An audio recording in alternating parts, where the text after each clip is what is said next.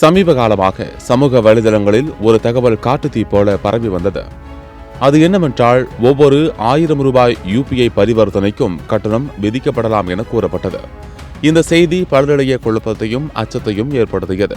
தெருவோர கடைகள் முதல் ஆன்லைன் வணிக தளங்கள் வரை அன்றாட பரிவர்த்தனைகளில் UPI பயன்படுத்தும் பொதுமக்கள் இந்த தகவலை கண்டு கவலையடைந்தனர்.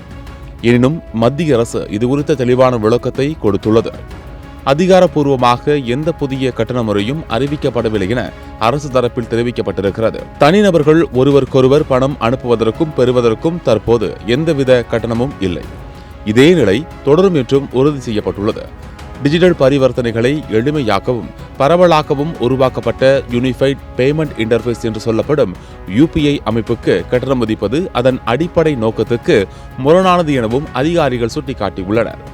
மேலும் 2026-27 மத்திய பட்ஜெட்டில் UPI மற்றும் ரூபே பரிவர்த்தனைகளுக்கு ஆதரவாக 2000 கோடி ரூபாய் ஒதுக்கப்பட்டுள்ளது.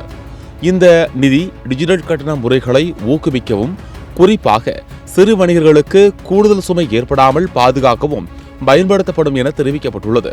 கிராமப்புறங்கள் முதல் நகர்ப்புறங்கள் வரை டிஜிட்டல் பரிவர்த்தனை வேகமாக வளர்ந்து வரும் நிலையில் பயன்பாட்டை அதிகரிப்பதே அரசின் முக்கிய இலக்காக உள்ளது. ஆகையால் சமூக வலைதளங்களில் பரவும் தகவல்களை உடனே நம்பாமல் அதிகாரப்பூர்வ அறிவிப்புகளை சரிபார்ப்பது அவசியம். தற்போதைய நிலவரப்படி UPI பரிவர்த்தனைகள் வழக்கம் போல கட்டணமின்றி தொடர்கின்றன.